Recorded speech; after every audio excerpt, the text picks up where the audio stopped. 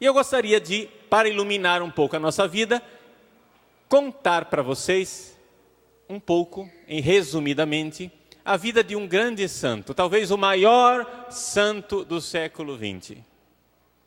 São Pio de Pietrelcina, o Padre Pio. Padre Pio, nosso amigo, não é? Todo mundo gosta do Padre Pio. Ah, quem é Padre Pio? Padre Pio era aquele frade, não é? Que tinha as chagas de Jesus. Mas os estigmas, as chagas do Padre Pio, eram só o aspecto mais visível da santidade dele. A vida do Padre Pio é algo de extraordinário.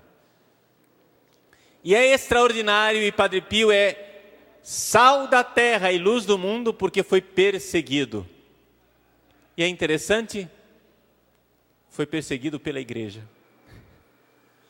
Aqui que eu gostaria de fazer essa homilia, para nós lembrarmos que a perseguição, hoje, século 21, não é só uma perseguição que nos vem de fora.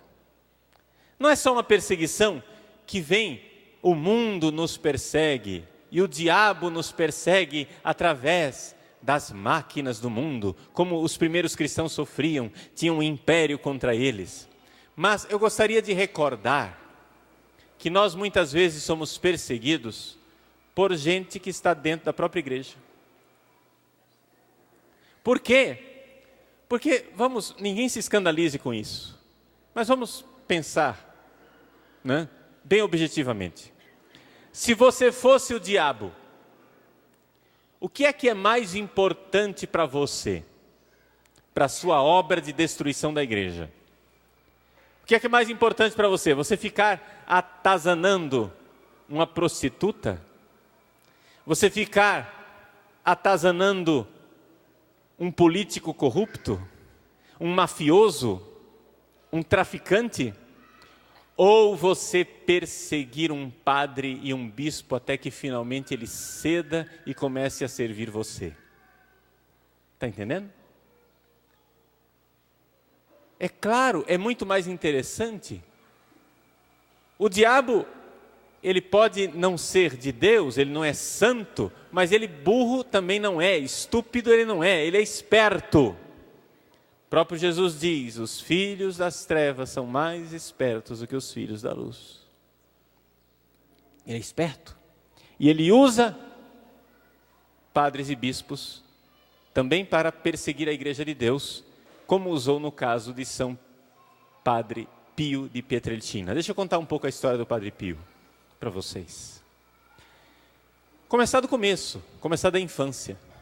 Padre Pio foi um predestinado por Deus, é um eleito de Deus. É um homem especial em todos os aspectos. Quando ele era criança, nós sabemos disso pelos relatos que ele fazia para o seu diretor espiritual, e o diretor espiritual depois nos contou, o diretor espiritual não podia contar os pecados do Padre Pio, mas podia contar as virtudes, né? Então, o diretor espiritual contou as coisas que desde criança, dizia o Padre Pio, desde criança, ele via Nossa Senhora, via Jesus e via os anjos. Um dia, diz que Padre Pio estava conversando com o diretor espiritual, ele era fradezinho novo ainda, e conversando com o diretor espiritual dele, o diretor espiritual começou a perguntar como era Nossa Senhora, como era Jesus, e o Padre Pio começou a estranhar aquelas perguntas dele, e disse assim, olhou para o diretor espiritual e disse, mas desculpe padre, o senhor não vê Nossa Senhora? Aí o diretor espiritual disse, claro que não. Aí o Padre Pio ficou confuso e disse, o senhor está dizendo isso por santa modéstia, né? É sua humildade, né? Quer dizer, para ele era tão óbvio, era tão evidente que Maria, os anjos, os santos, Jesus apareciam para as pessoas e falavam, que ele estranhava que não acontecesse conosco também. Esse homem, esse grande homem, porém, desde cedo foi preparado por Deus para o sofrimento. Padre Pio costumava dizer que a salvação das almas custa sangue. Vejam, e ao dizer isso, ele estava somente repetindo aquilo que está escrito na carta aos Hebreus. Non fit redemptio sine effusione sanguinis. Não há redenção sem derramamento de sangue. Para que haja redenção, é necessário que haja derramamento de sangue. E o Padre Pio, ele foi, desde cedo, um homem marcado pelo sofrimento. Ele tinha problemas de saúde terríveis. Uma doença misteriosa o perseguia e ele tinha febres inexplicáveis. Mas quando eu digo febre inexplicável, eu estou falando de algo realmente milagroso. Vários médicos, não foi um médico só que inventou lorota, vários médicos atestaram que examinaram o Padre Pio quando ele era jovem e teve essas crises, e eles não conseguiam medir a febre do Padre Pio, porque colocavam um termômetro normal e estourava o termômetro. Eles tinham que pegar termômetro de banheira, termômetro para medir água quente, para medir a febre do Padre Pio, que superava os 50 graus de febre. Uma febre impossível, uma febre inexplicável. Medicamente falando, não existe nenhum registro de uma febre deste jeito. Se não fossem 3 médicos atestarem, a gente poderia dizer que foi um engano, que foi um erro, que foi uma alucinação, alguma coisa que o valha. Mas 3 médicos diferentes, que não se conheciam mutuamente, atestaram que mediram no jovem Padre Pio uma febre de mais de 50 graus. O homem estava clinicamente morto, né? Evidente. Mas aquelas febres e aquela doença foi preparando o Padre Pio espiritualmente. E Deus foi conduzindo o Padre Pio por um caminho espiritual, de tal forma que nesse período em que ele ainda estava doente, ele recebeu as chagas invisíveis.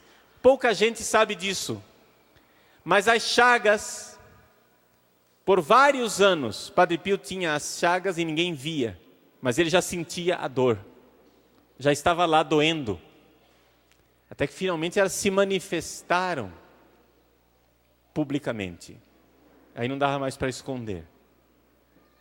E o Padre Pio então recebeu essas chagas.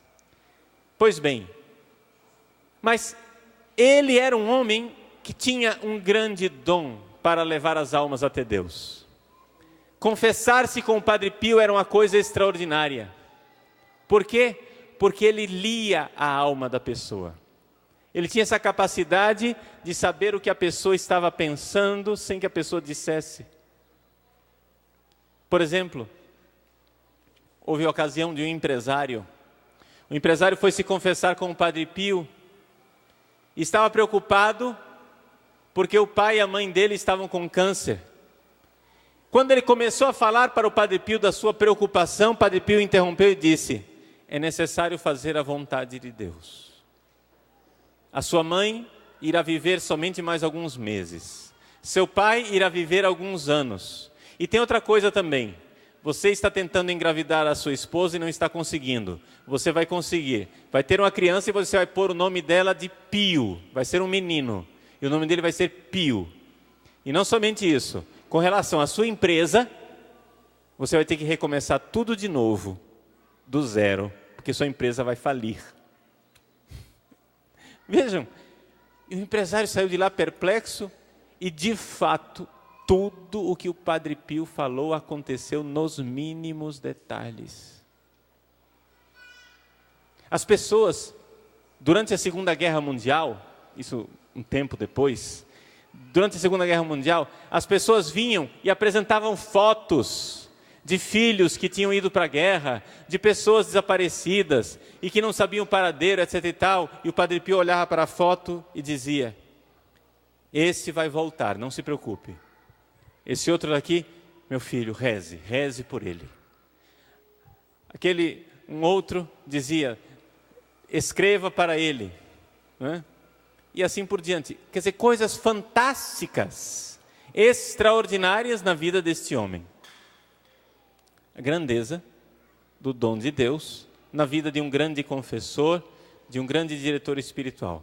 E Padre Pio tinha um grande amor pelos seus filhos espirituais. Grande amor.